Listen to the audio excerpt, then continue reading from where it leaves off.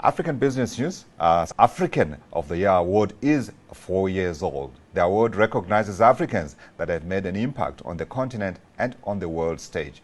This year's winner is featured in our sister magazine, Forbes Africa's December-January cover. Let's have a quick look at the cover unveiling with the co-founder of BN Group, that's Rakesh Wahi, and managing editor of Forbes Africa and Forbes woman, Renuka Methil.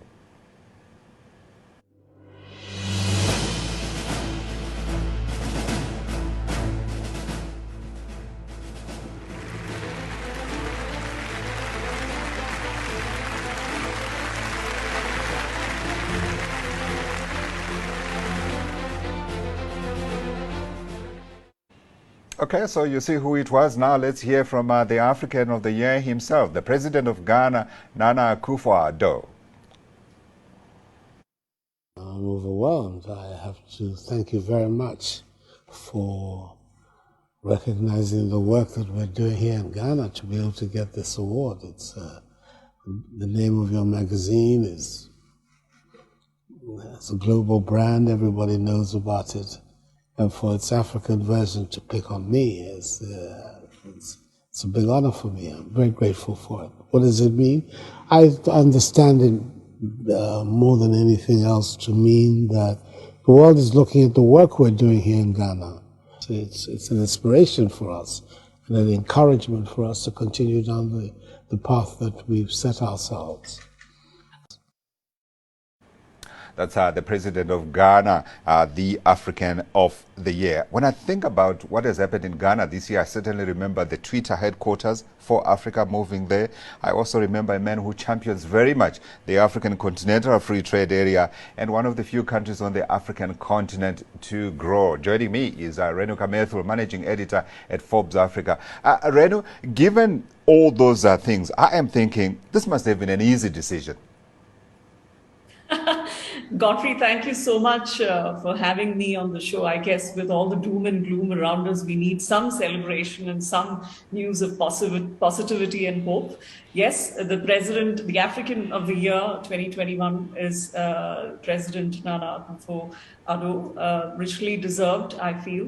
This is the 4th year of the award, as you mentioned earlier. He joins an elite club of his peers in Africa who are internationally recognized. We started with Paul Kagame in 2018, the president of Rwanda, and then followed by Addo, the president of the African Development Bank. And last year was Ngozi Okonjo-Iweala, the director general of the World Trade Organization. So this year we have the president of Ghana as African of the Year, simply because of the consistency he has shown. And I think what has been special in his case is not just raised the profile of Ghana. He's definitely done his bit in raising the international profile of his country, but also for the rest of Africa, as Addo said in his testimonial on him, that he's actually pushing the boundaries for not just Ghana, but for the rest of Africa.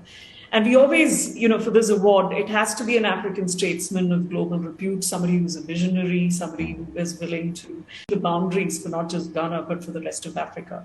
And we always, for this award, it has to be an African statesman of global repute, somebody who's a visionary, somebody who is willing to bring, serious reforms to the country. And he was definitely a clear winner because, we've always heard in the last 3 years at least, Ghana has always dominated news as a poster child for democracy and being one of the fastest growing economies, not just in Africa, but in the world, as the IMF said in 2019. So I do feel it is richly deserved, yes. Yeah, it's one of the points I was actually going to make as well, because the fact that they were able to grow in an environment where we know many African countries suffered recessions, it's got to be an accolade.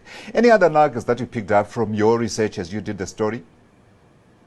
So the interview itself was an exclusive interview done in Accra by our West African correspondent, Peace Hyde. And if you read the magazine, you'll see the full interview. He talks about Ghana beyond aid. I think the greatest message that he wants to convey to the world is about Ghana being a global marketplace, and the fact that it is no longer reliant on, it does not want to be reliant on aid. It wants to be self-sufficient. It wants to use its raw materials and its resources and its people and, its youth and the women. So we hear a lot of that positive news coming out of the country. And as you rightly said, a lot of the big corporates as well, like Twitter and Google and Volkswagen and ExxonMobil, looking at it more seriously. And the fact that Africa has also demonstrated its confidence in the country by setting up the AFCFTA secretariat. So I think there are a lot of positives going for it, true, in the COVID environment. It's